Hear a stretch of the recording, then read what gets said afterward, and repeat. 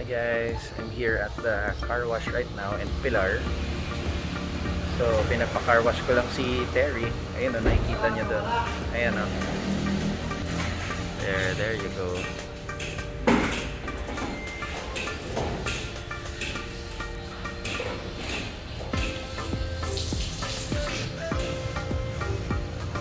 So later on, punta ako ng Alabang and then doon muna ako mag-work sa house ni wifey, and then kukunin ko yung isang bike ko kasi dadalhin ko sa shop sa may BF Resort ulit sa Spokes.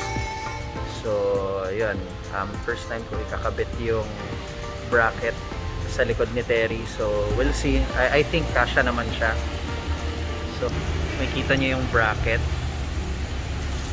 Ayan, yung bracket sa likod for bike. So yan yung ikakabit ko later.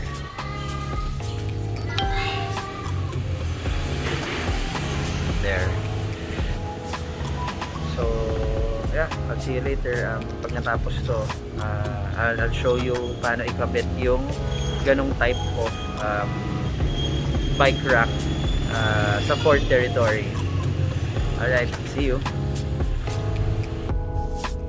So kakatapos lang natin mag-car wash and I'm on my way to Alabang now. So as you can see, sinarado ko muna yung moonroof natin or sunroof kasi medyo mainit na ngayon and nakakasilaw lang mag-drive. So I'm in Almanza area, approaching Alabang sa Pote Road. So doon tayo lalabas papuntang Alabang.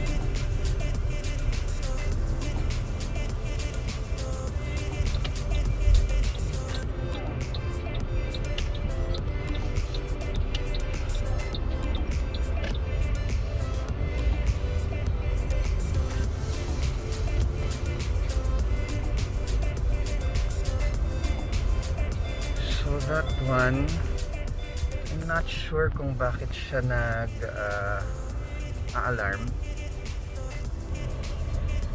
I think pinapakita niya yung seatbelt. So I guess, okay. Meron akong nilagay na mga gamit dito. So I guess, siguro na nade-detect niya na na may tao. Alright, may tumatawag lang sa office phone ko. So I'll be back. I'll just answer it. Okay, so yan, nawala yung call tinatry ko siyang sagutin kanina pero binaba na. So we are here in Alabang sa Pote Road. So nawala na yung alarm kanina kasi tama nga yung bag na nakatayo doon sa doon sa seat, this one, medyo hiniga ko na siya. I think nasi-sense niya na may nakaupong tao, so nag-alarm siya ng to wear your wear your seat belts. So ngayon hindi naman na siya nag-alarm, so I guess that's it.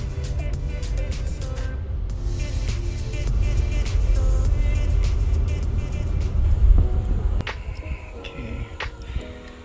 So guys, ito yung bike rack.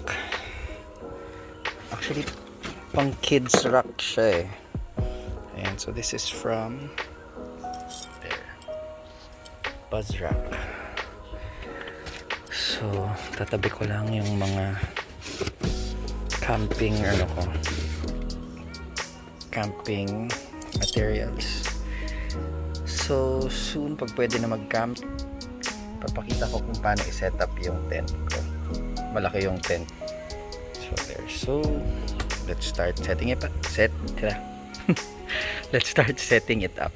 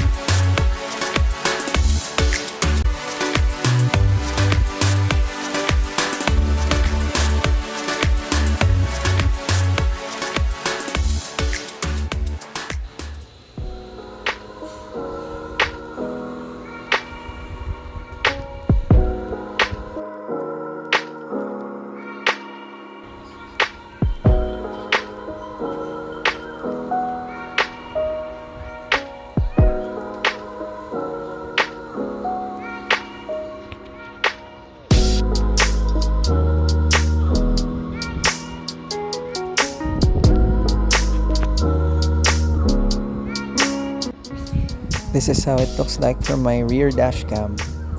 So thank you for watching, guys. Please like and subscribe.